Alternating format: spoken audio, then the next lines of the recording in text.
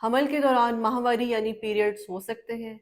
बहुत सी खवातीन हमल के दौरान होने वाली ब्लीडिंग को पीरियड्स ही समझती हैं। आज हम डिटेल से डिस्कस करेंगे इसकी वजूहात और इसकी मैनेजमेंट। मैं हूं डॉक्टर सादिया मुमताज और आप देख रहे हैं गायनी टॉक्स। हमल के दौरान ब्लीडिंग होना one of the most common and dangerous complications है। और अगर किसी भी खातून को हमल के दौरान, चाहे वो हमल की किसी स्टेज पर भी होती है, ब्लीडिंग होती है, तो ऑब्वियसली ये एक इमरजेंसी सिचुएशन है। आपको फ़ौरन से पहले जो है अपने डॉक्टर से इसको कंसल्ट करना है। मैं उन लोगों को एड्रेस करना चाहती हूँ जो ये समझते हैं, बल्कि एक कॉन्सेप्ट समझा जाता था कि हमल के दौरान भी अगर माहवारी आपको ब्लीडिंग हो रही है तो वो आपके पीरियड्स यानी माहवारी है, जो कि एक बहुत ही गलत कॉन्सेप्ट है।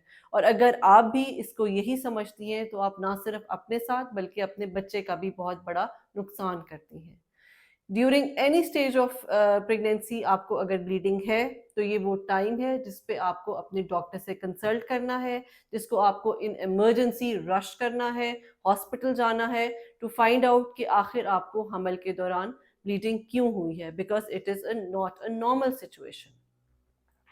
अब हम बात करते हैं कि क्यों हो सकती है। इसको हम ट्राइमेस्टर वाइज डिस्कस करेंगे। जैसे कि फर्स्ट ट्राइमेस्टर यानी कि पहले 3 माह, शुरू के 13 हफ्ते, इसमें अगर आपको ब्लीडिंग होती है, हल्की ब्लीडिंग होती है या आपको बहुत तेज ब्लीडिंग होती है, तो उसकी रीजंस में ये है कि या तो आपका मिसकैरेज होने वाला है, अगर आपको साथ में दर्द दर्द भी है, और वो मिस या ये है कि आपको थ्रेटन्ड मिसकैरेज है, यानी आपको अलामात हुई हैं मिसकैरेज की, लेकिन विद ट्रीटमेंट ये ठीक हो जाने वाला है। Another situation is ectopic pregnancy हो सकती है, जिसमें हमल के फर्स्ट ट्राइमेस्टर में ब्लीडिंग होती है। एक्टॉपिक प्रेगनेंसी ये होती है कि नॉर्मली प्रेगनेंसी यूट्रस में पाई जाती है, लेकिन यूट्रस में वो after travelling from the tube आती है। आपका जो हमल है वो होता ट्यूब के अंदर है, फिर वो आहिस्ता आहिस्ता ट्रेवल करके यूट्रस में फॉल इन करता है। लेकिन कई दफ़ा कुछ सिचुएशंस में, जैसे अगर तो खातून की जो ट्यूब्स हैं उसकी मोटिलिटी अच्छी नहीं है या इन्फेक्शन की वजह से ट्यूब तंग है, तो एक स्टेज तक तो हमल आ जाता है, लेकिन आगे ट्यूब जो है वो तंग होती है तो वो वहीं स्टे कर जाती है, तो आपकी ट्यूब में हमल ठहर जाता है। So this is a cause of early bleeding. उसके अलावा यूट्रस के मुंह पे कुछ इन्फेक्शन होती हैं जिसको हम एक्टोपी कहते हैं, उसकी वजह से आपको ब्लीडिंग हो सकती है। इसी तरह सेकेंड ट्राइमेस्टर में भी ऐसा ही है कि it can be a cause of miscarriage, कि आपका मिसकैरेज होने वाला है जिसकी वजह से आपको स्पॉटिंग हो रही है, ब्लीडिंग हो रही है। थ्रेटन केस हो सकता है कि अगर आपको टाइमली इसको ट्रीट कर लें तो आपका मिसकैरेज रोका भी जा सकता है। एक टॉपिक बहुत लेस लाइकली है, क्योंकि 13 से 14 हफ्ते से पहले पहले अगर एक टॉपिक होती है तो वो डायग्नोज हो जाती है, या फिर आपको इतने सिवियर सिम्टम्स होते हैं, आप किसी स्टेट पे भी हॉस्पिटल में लैंड करते हैं, तो इन द स्कैन वो उसको देख लिया जाता है। थर्ड ट्राइमेस्टर यानी कि 7वें, 8वें और 9वें माह में अगर आपको ब्लीडिंग है तो उसकी कॉजेज में एक तो लो लाइंग प्लेसेंटा, यानी जिसको आप कहते हैं कि आंवल नीचे होना।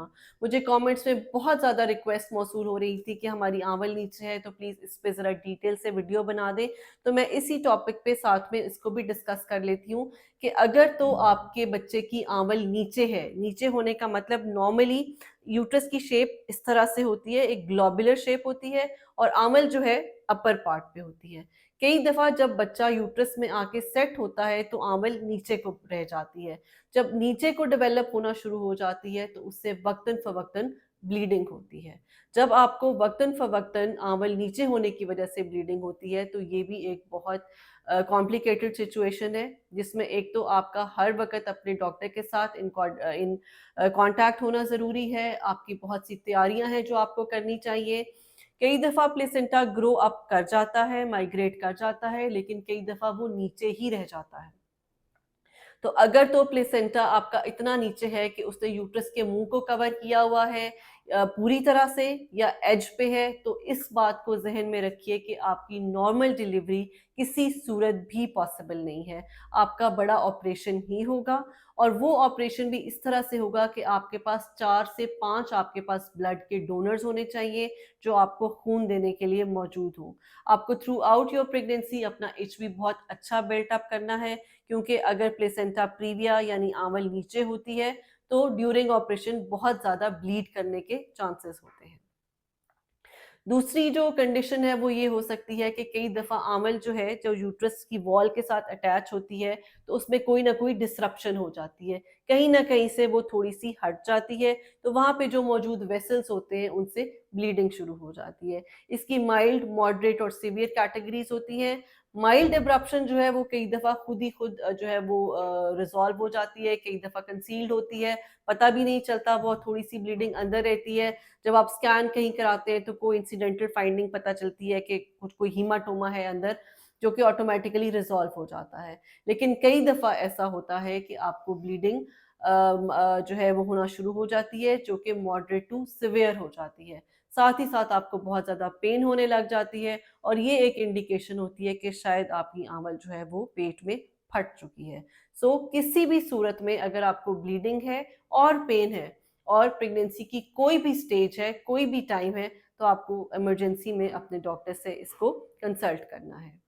एक और जो कंडीशन है जिसमें आपको ब्लीडिंग हो सकती है वो भी प्रीटर्म लेबर है। कई दफ़ा आपको गश ऑफ मेम्ब्रेन आता है और साथ ही आपको ब्लीडिंग शुरू हो जाती है। उसमें कई दफ़ा यूट्रस का जो मुँह है वो कमज़ोर होता है, यूट्रस आपकी वीक होती है। वो प्रेगनेंसी का प्रेशर जो है वो नहीं ले सकती। कई दफ़ा ये सेकंड ट्राइमेस्टर में होता है और कई दफ़ा थर्ड ट्राइमेस्टर के स्टार्ट में ही ऐसा होता है कि आपको पेनलेस जो है वो वाटर लीकेज होती है, उसके बाद ब्लीडिंग होती है और ऑटोमेटिकली डिलीवरी हो जाती है। अब इन सब चीज़ों में आपने क्या ख़्याल रखना है, आपने क्या करना है कि इन सब चीज़ों को अवॉइड किया जा सके। एक तो वही वाली बात मैं हर वीडियो में कहती हूँ कि अपने विज़िट्स को रेगुलर रखें।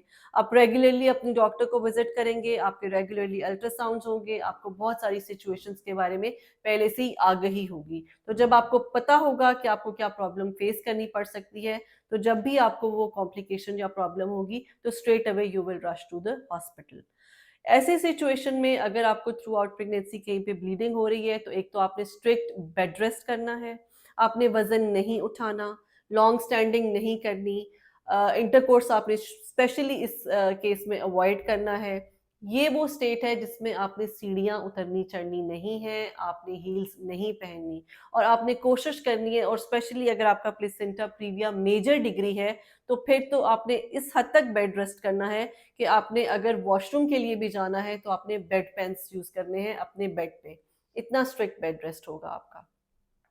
उसके साथ ही साथ थ्रू आउट आपकी डॉक्टर के साथ जो है वो कोऑर्डिनेशन, कम्युनिकेशन जो है वो होनी चाहिए। आजकल तो ऑनलाइन जो है विज़िट्स उसकी भी फैसिलिटी अवेलेबल होती है, तो आप अगर इस हद तक आपको बेड रेस्ट एडवाइस किया गया है, तो आप अपनी डॉक्टर से ऑनलाइन कंसल्टेशन भी कर सकते हैं। आई होप मैंने जो आपको टिप्स दी हैं, आप उनको फॉलो करेंगे और अगर आपको थ्रू आउट प्रेगनेंसी ये प्रॉब्लम रहता है, तो उसको अब तक आप उसको मेरी वीडियो के थ्रू भी डायग्नोज़ कर चुकी होंगी और अगर नहीं डायग्नोज़ हुआ तो प्लीज़ अपने डॉक्टर को विज़िट कीजिए और उसको टाइमली डायग्नोज़ और मैनेज कीजिए। Thank you.